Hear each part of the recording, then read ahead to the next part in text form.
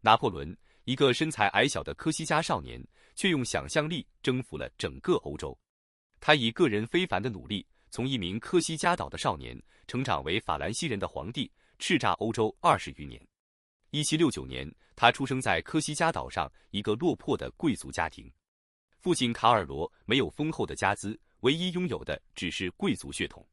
母亲莱蒂奇亚则是一位真正的女中豪杰，她勇敢、坚毅、骄傲，即便在战火纷飞中也不失贵族气质。拿破仑后来评价她天地间，作为母亲，无人能够和她相提并论。莱蒂奇亚出身贵族，才貌双全，几百年来，她的祖先中出现了不少英雄和领袖。在科西嘉被法国人入侵时，她跟随丈夫来到岛上，换上平民的装束，将自己的身份隐藏起来，但特有的勇敢与骄傲时刻显露着她的贵族气质。她第一次当母亲时才15岁，此后更是5子3女的妈妈，名副其实的好母亲。而此时的卡尔罗，当年的血性已经不复存在，脑子里常常冒出不切实际的想法，却不能为家里做什么贡献。在科西嘉，人们都盼望人丁兴旺，这是个岛国，居民们个个血气方刚，哪怕是一点点侮辱，他们都不会容忍，甚至会为此大动干戈。莱蒂奇亚在海边的大房子里，天天操持着家务，而且要为生计而精打细算。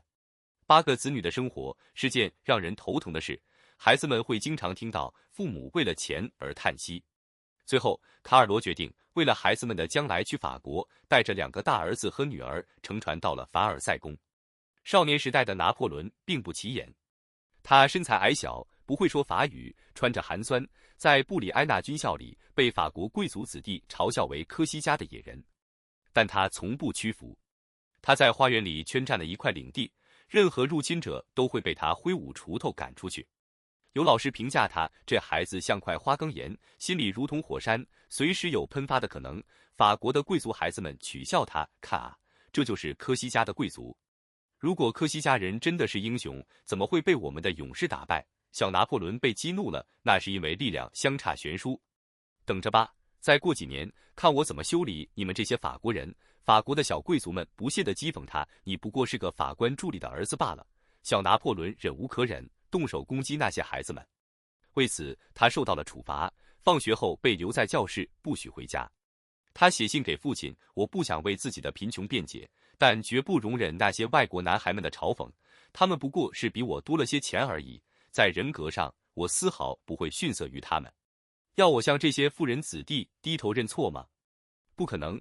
可是父亲在回信中说，我们确实没有钱，因此你必须留在那里。不得已，小拿破仑在这所学校坚持了5年。他把普鲁塔克笔下的罗马英雄视为偶像，梦想着让科西嘉重获自由。14岁时，他在信中写道，我不想为自己的贫穷辩解，但绝不容忍那些外国男孩们的嘲讽。在人格上，我丝毫不会逊色于他们，这份不屈的自尊成为他日后崛起的基石。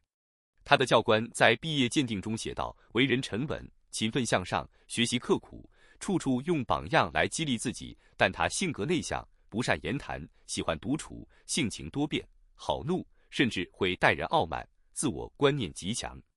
不过，他的话虽然不多，却往往能抓住问题的关键，语言精炼，辩论性强。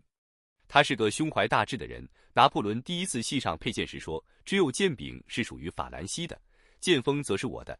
16岁那年，他被授予少尉军衔。此后，他的一生中穿过各种各样的制服。在巴黎军校，同当初在布里埃纳军校一样，他只顾埋头读书。他把斯巴达作为自己的榜样，那些巴黎的贵族子弟在他眼里一文不值。16岁，他成为少尉，但因贫穷只能步行去报道。他住在咖啡厅阁楼里，忍受着隔壁打台球的噪音，却如饥似渴地读书。炮兵学、工程战术、柏拉图的理想国、英国史、腓特烈大帝作战史，他做了大量笔记，涉猎之广令人惊叹。我们今天仍能找到拿破仑当初的读书笔记，数量之多，约有400页，里面有萨克逊7头政治的地图、3个世纪的帝王表、古克利特岛的竞走、哈里发的统治年代，甚至骑兵的日常生活。正是这种深厚的知识积累，让他在后来的军事生涯中总能做出精准的判断。他甚至在笔记本尾页写下圣赫勒拿、大西洋中的小岛，英国殖民地，这仿佛是一个预言。征服者最终被囚禁在自己曾经梦想征服的世界的边缘。他省吃俭用每一个法郎，用来买国外出版的那些关于革命的书籍。他在自己的斗室里如饥似渴的苦读，字斟句酌地研究每一本书，几乎废寝忘食。而此时，他的那些同事们工作之余纷纷出去寻欢作乐。他曾在信中写道：“只有工作在工作，除此之外，没有什么可以让我感到快乐。甚至我连衬衣都是每周才换一次。我觉得身体有些不舒服了，连睡眠也很少，每天只吃一顿饭。”1789年，法国大革命爆发，拿破仑敏锐地抓住了时代的机遇。他在土伦战役中崭露头角，当所有人都束手无策时，他制定了炮击计划，一举击败了英国舰队。那一刻，一颗新星升起，他被提升为准将，从此走上了一条不可逆转的崛起之路。在受表彰的名单中，总共有6个年轻军官。拿破仑看到自己的名字第一次被印在通报里，高兴之余仍有些不满，因为有6个人呢，而他追求的是万人之上。此后，他写信告诉哥哥，不管哪个政党执政，我都是受欢迎的。看来我的机遇就要到了。不过，即使再次被冷落，我也能够泰然处之。此后的拿破仑像一匹脱缰的野马。雾月政变，他夺取了法国政权。1804年，他加冕称帝，亲自为自己戴上皇冠，这个举动震惊了整个欧洲。他颁布拿破仑法典，至今仍是欧洲大多数国家法律的蓝本。他征服了奥地利、普鲁士、俄国，几乎统一了整个欧洲。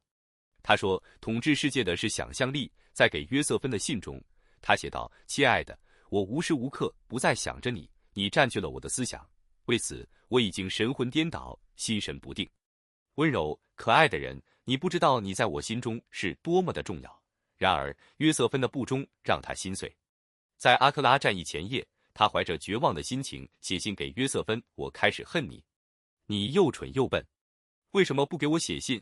难道我不是你的丈夫吗？请你给我回信吧，告诉我你想我，它将带给我温暖，让我重新燃起希望之火。”即便如此，他仍然保持着应有的冷静。在给弟弟路易的信中写道：“你是个当军人的料子，在你身上有着军人需要的品质：热情、坚强、健康、机敏。将来你会是兄弟中最有成就的一个。”1796年春天，27岁的拿破仑正式就任意大利军总司令。部队每次扎营，他都会给约瑟芬写情书，11个驻地写了11封。登上炮楼眺望远方海岸时，他心潮澎湃，这是我多年的梦想，对面就是我日夜想要占领的地方。身后的巴黎，我的他在等我。看吧，翻过山岭，在敌人的土地上，我将功成名就。他第一次阅兵时对士兵说：“战士们，我知道你们现在吃不饱，穿不暖，法兰西需要你们，却不能为你们解决温饱，这是非常令人遗憾的。我要带领各位到最富有的平原那里去，你们将看到繁荣的城镇，那里物产丰富。”士兵们私下议论，他就是新来的司令吗？看上去身体并不强壮，哪里有将军的威风呢？但他用行动征服了所有人。上任第3天，他就派110名士兵修路，平定1个旅的兵变，安排2个炮兵师的宿营地。最初20天中，他单位军队的供应就下达了123项书面命令。洛迪战役是真正的转折点。那天晚上，他第一次感受到战争带来的辉煌成就感。他对朋友马尔蒙说：“一项史无前例的伟大事业将由我去完成。”多年后提到这场战役，他仍激动地说：“是洛迪之战，让我真正认识到了自己的价值。从那一晚开始，我要建功立业的雄心被激发出来。”他率领大军翻越阿尔卑斯山，有人评价如同魔法师挥舞了神棒一般。他们不可思议地翻越天险，进入米兰后，他在宴会上对被征服者说：“尊敬的米兰公民，从现在开始，你们拥有的自由甚至超过法兰西人。”一个来访者描述他，只要是与他接触过的人，都会强烈地感受到他身上的力量。虽然他的举止不是最具风度的，却不怒自威。他在工作中要求极其严格，对一个师长的拙劣战绩当众严厉训斥，被羞辱的士兵当场请战：“明天让我们去当先锋。”第2天，部队里的勇士就多出1000多名。他懂得如何让人心服口服。他把那些从社会底层挖掘出来的军官加以提拔。马塞纳原本只是个点火就着的汉子，在船上当过随从，奥热罗当过3支军队的逃兵。他写信给弟弟路易：“你是个当军人的料子，在你身上有着军人需要的品质：热情、坚强、健康、机敏。”他同时是个工于心计的人，在给督政府的信中写道：“你们这样做，无异于在我前进的道路上设置阻碍。如果3军统帅得不到应有的信任，不能自主地下达命令，那我只能遗憾地告知你们，请把我调离此位。督政们明白了，如果不收回命令，万一激怒了他，保不准这个战争天才会调转枪口，威胁巴黎政府。”拿破仑第一次战胜了政府，他深知民可载舟亦可覆舟的道理，对士兵们宣誓，绝不虐待正在解放的人民，不然我们就变成了人民的灾难。他规定那些不能在24小时内交出抢来物品的就地枪决。他对被征服者说：“可亲可敬的意大利人，法兰西军士来到这里是为了帮助你们获得自由，我们愿意成为大家的朋友。”然而，过度的征服最终吞噬了他。1812年，他率领60万大军远征俄国，却兵陷莫斯科。严冬和饥饿摧毁了他的军队，只有不到3万人生还。此后，欧洲各国联合反抗，他被迫退位，流放厄尔巴岛。1815年卷土重来，在滑铁卢战役中最终败北。他的弟弟吕西安曾在给约瑟夫的信中写道：“虽然布拿巴刚刚23岁，但他的野心已经十分明显，他将成为众人的威胁，甚至会变成暴君。”保利也曾摇头对他说：“拿波里昂尼，你的想法不切实际，别被普鲁塔克迷住心窍。”但拿破仑不为所动。他说过：“我宁当鸡头，不做凤尾。”被流放圣赫勒拿岛后，拿破仑在孤岛中度过了生命的最后岁月。英国人将他囚禁在大西洋中的这座小岛上，四面汪洋，与世隔绝。他的住处是一座简陋的房屋，窗外是无尽的海面。他每天在那里回忆往事，向身边的随从讲述那些辉煌的战役。他对一位英国医生说：“我是被放逐到这里的，但我从未被征服。”1821年5月5日，拿破仑去世，年仅51岁。临终前，他留下了遗言：法兰西军队、约瑟芬，即便在生命的最后一刻，他仍然牵挂着这3样东西。即便在末路，他仍展现出非凡的人格魅力。当英国医生问他是否疼痛时，他回答：“不，我的终结不会比我的开始更糟。”在生命的最后时刻，他仍在思考帝国的未来，仍在回忆那些改变历史的战役。即便如此，他的精神从未屈服。在孤岛上的最后岁月里，他仍然保持着皇帝的尊严，仍然在回忆中重建他的帝国。